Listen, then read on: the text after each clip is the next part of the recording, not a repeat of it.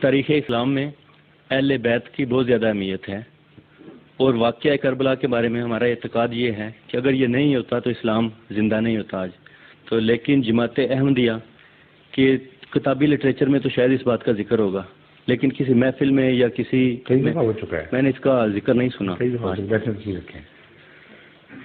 ہمارا یہ عقیدہ ہے کہ قرآن اسلام اس وقت زندہ ہو چکا تھا اور ہمیشہ کے لیے زندہ ہو چکا تھا جب قرآن تکمیل کو پہنچا ہے، اور جب حضرت صلی اللہ علیہ وآلہ وسلم کو آخری شار نبی کے طور پر ہمیشہ کے لیے دنیا کا نمونہ بنا دیا گیا. اس لیے واقعہ کربلا نے اسلام کو نقصان پہنچایا ہے، فائدہ نہیں پہنچایا. نقصان پہنچایا اور گہرا نقصان پہنچایا ہے، کیونکہ دنیا کے سب سے بڑے محسن کے ساتھ احسان فراموشی کا اظہار کیا گیا ہے، اور آپ کی اولاد سے محبت سے پیش آنے اور عزت سے پیش آنے کی بجائے اس کی بے حرمتی کی گئی ہے. اللہ تعالیٰ اس طرح مذاہب کو زندہ نہیں کیا کرتا کہ اپنے پیاریوں کی بے عزتیاں کروا کر مذاہب کو زندہ کرے. اس لیے صرف شیعہ مقررین کا ایک ٹکسالی کا فکرہ ہے، اس میں کوئی حقیقت نہیں ہے. اسلام کی زندگی کا تعلق کربلا سے نہیں ہے. اسلام کی زندگی کا تعلق رسول اللہ صلی اللہ علیہ وسلم اور قرآن کریم اور وہ صحابہ جو آپ نے پیدا کیے، ان کے اخلاق، ان کے اعمال حسنہ سے ہے، اور یہ کسی واقعہ کربلا کا محتاج نہیں. واقعہ کربلا سے پہلے بھی تو میدان جنگ میں مسلمانوں کو قربانیاں دینی پڑی ہیں، اور رسول اللہ صلی اللہ علیہ وآلہ وسلم خود ایک موقع پر اتنے زخمی ہوئے کہ لوگوں نے اعلان کر دیا، دشمنوں نے، کہ اب وفات پا شہید ہو گئے. انہوں نے شہید نہیں کیا، انہوں نے قتل کر دی. اور اس واقعہ کا ذکر قرآن کریم نے اس طرح پیش فرمایا ہے کہ اس سے بہت نقصان پہنچا ہے، تکلیف ہوئی ہے، اور استغفار کرنی چاہیے ان لوگوں کو جو اس واقعہ کے شاہد ہیں، اور اس کے بد نتائج سے اللہ نے محض اپنے رحم سے ان کو بچا لیا. تو رسول اللہ صلی اللہ علیہ وآلہ وسلم کی قریبی شہادت سے تو اتنا نقصان پہنچا تھا کہ قرآن کریم نے اس کا ذکر کیا ہے اور اپنے فضل کا اظہار فرمایا ہے کہ خدا کا فضل نہ ہوتا تو وہ تمہیں نہ بچاتا. اس کا بہت بڑا نقصان ہونا تھا. لیکن رسول اللہ صلی اللہ علیہ وسلم کے نواسوں کی شہادت سے اسلام زندہ ہو گیا. یہ کیسے ہو سکتا ہے؟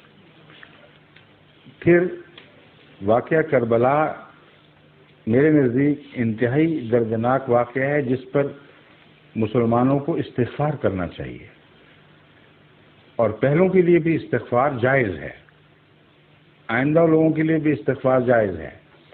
قرآن کریم تعلیم دیتا ہے کہ اپنے آباء و اجداد کے لیے بھی استغفار کرو.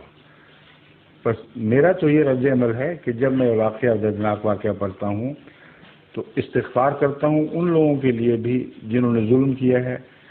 اگر وہ آنکھیں کھول کر ظلم کرنے والے ہیں تو میرا یہ عقیدہ ہے کہ ایسے لوگوں کو سزا کے بغیر نہیں چھوڑا جائے گا. لیکن اگر غلطیاں ہوئی ہیں یا دونوں طرف سے کچھ غلط فہمیاں پیدا ہوئی ہیں تو اس معاملے میں ہمیں بحث نہیں کرنی چاہیے، کیونکہ انہوں نے ہمارے سامنے نہیں پیش ہونا. اور اس لیے بھی کہ تاریخ پر اتنے ابہام کے پردے ہیں کہ شیعہ روایتیں، سنی روایتیں، ان کے اندر فرق اور اسناد الگ الگ، اور واقعہ ایک لیکن مختلف طریق سے بیان ہوا. اس لیے ان باتوں پر جج بیٹھنے کا کس کو حق ہے، جبکہ ہمارے فیصلے سے فرق بھی نہیں پڑنا. فیصلہ اللہ نے کرنا ہے اور قیامت کی بات کرنا ہے. تو فضول بحثوں میں امت کو پھاڑا جائے، اختلاف کیا جائے، یہ اپنے نقصان کے سوا اور کچھ نہیں آپ کو دے گا. اسی لیے میں نے کہا تھا نقصان زیادہ ہوا ہے.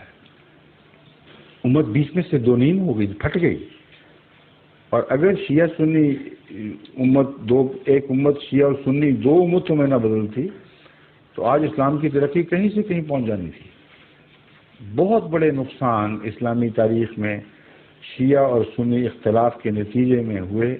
ہلاکو خاں کا حملہ ہوا اور بہت سے ایسے نقصانات پہنچے ہیں جن پر تاریخ گواہ ہے، جس کی بنیادی وجہ شیعہ سنی اختلاف تھا. تو اس لیے میرے نزدیک اگر آپ اجازت دیں معذرت کے ساتھ، میں یہ تسلیم نہیں کرتا کہ اس واقعے سے اسلام زندہ ہوا ہے۔ اس واقعے سے اسلام کی زندگی کو بڑا سخت صدمہ پہنچا ہے اور اس کے نقصان آج تک ہم دنیا میں دیکھ رہے ہیں۔ شکریہ۔